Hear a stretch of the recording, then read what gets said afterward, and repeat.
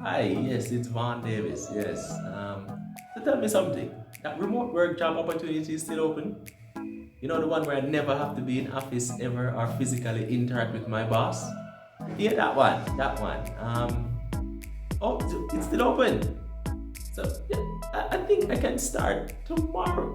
Hey, relax. No big deal. It's just a joke. I was just kidding. Relax.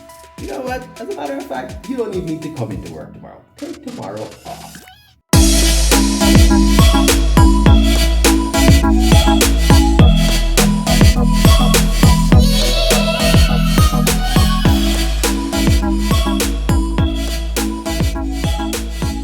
What's up, everybody? I'm Vaughn, and welcome to Let That Sink In, where we provide career and professional development tips. Priorities. The reason I have an excellent collection of superhero action figures and no retirement savings.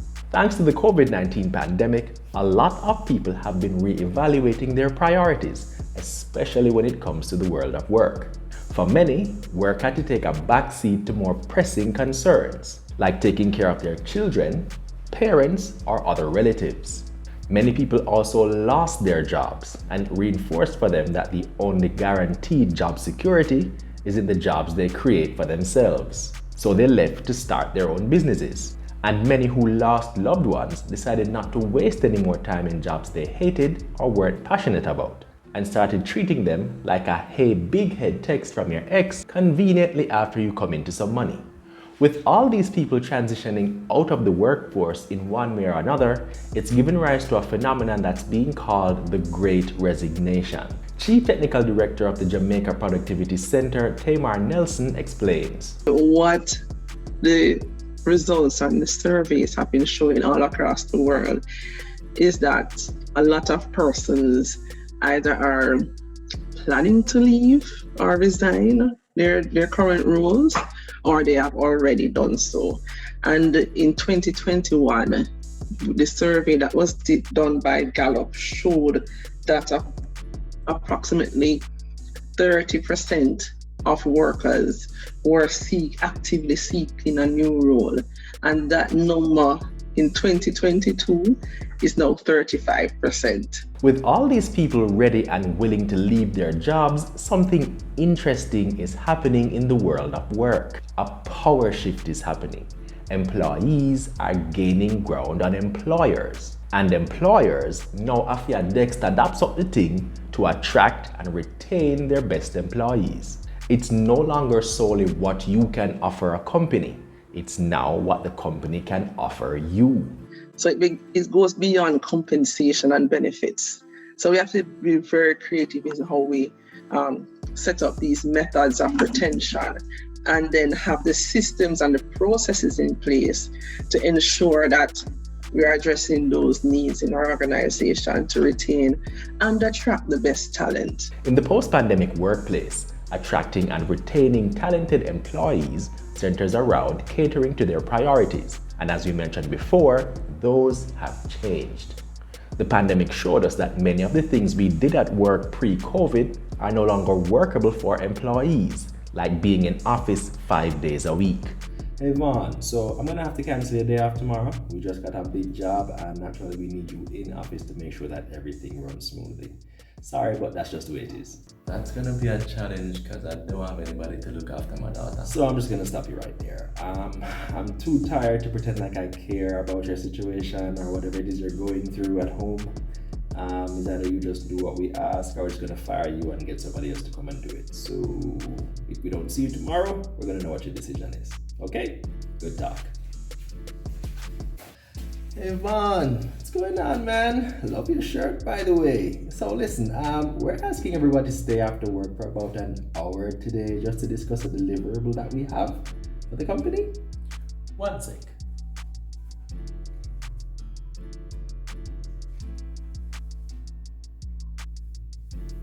Hi, yes, it's Vaughn Davis. Yes. So tell me something. That remote work job opportunity is still open?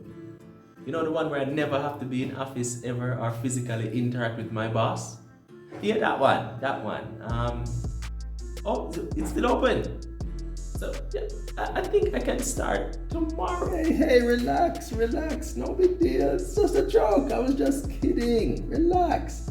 You know what? As a matter of fact, you don't even need to come into work tomorrow. Take tomorrow off. It also showed us that many of the things we did to stay functional during COVID are here to stay, like virtual meetings and wine o'clock. Wine o'clock is definitely here to stay. So, what do you mean? Wine o'clock. Everybody knows wine o'clock. You know, that's when you drink wine before an afternoon Zoom meeting to make your bosses and co-workers seem more interesting. Me, Sharon from HR sent out the email with the instructions. Sharon is not in HR, is she? I hate each and every one of you. All of you, I hate you. It's a good thing I hit wine o'clock before we started taping this show. Anyway, Ms. Nelson adds that along with the power shift, leaders of organizations now have to be adjusting their leadership styles so they can better cater to their employees. But let's be real, most managers want change as much as Cartel likes seeing lizards in his jail cell. So here are a couple of ideas to help them get started. Number one, listen to your staff. And one of the things that the literature is also showing is that a key aspect of management going forward is listening. We always speak about the voice of the customer, but now we're hearing of the voice of the employee. And that ear that you listen with has to be unbiased and equal, right? And then to put the systems in place and the processes to enable you to hear that voice and to act on it. You can't cater to your staff if you don't know what they need. So pretend you're a burglar under Anita Adams' bed and listen like your life depends on it. If you're willing to listen, then your staff will tell you how to better accommodate them. And speaking of accommodation. Also, the other skill would be accommodation. Again, you have to be accommodating. You might have a female that, is aligned and happy. However, she may have children, so you might have to provide some childcare, or, sometimes when she can be off to deal with other matters. If one of your best workers can't come into office because of obligations outside of the workplace, and you work with that staff member to figure out a solution that works for both of you, the worker's appreciation for your consideration will grow tremendously. And the person will probably become more committed to the job than Junior Gang's flagman is to his. Additionally, since COVID, we've had to rely on technology a whole lot more to get things done. At one point, it seemed like every week there was some new software or some new app that we had to learn how to use. And for a lot of people, that was really frustrating. And if that was you, well, I have some bad news for you. That's not changing anytime soon. And leaders have to pay attention to this too. There's also the whole matter of going forward, reskilling and upskilling to make persons comfortable and productive in this new dispensation. So if you see, for example, that your workforce or some of your workforce isn't adapting well to the changes that are required or forced on the organization, then steps have to be made to provide the tools and the training necessary to bring everyone up to speed, because that's going to help to maintain the efficiency and help the organization to thrive.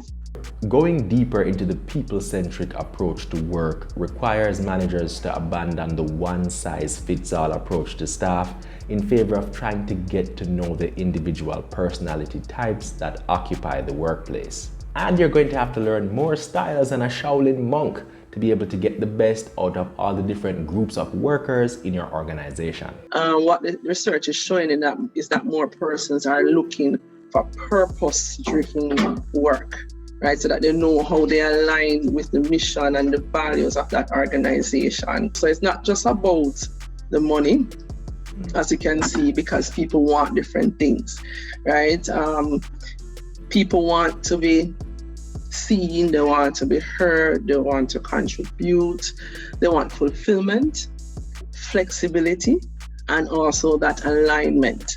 Special mention has to be made about managing young entry-level workers because they are the engines of innovation in any organization. The data is showing that the days of underpaying and ignoring this group of workers is over. Right. So what the research has been showing is that younger persons, they really want to be a part of the organization, right? They want to contribute, they want to add value, they want that kind of recognition.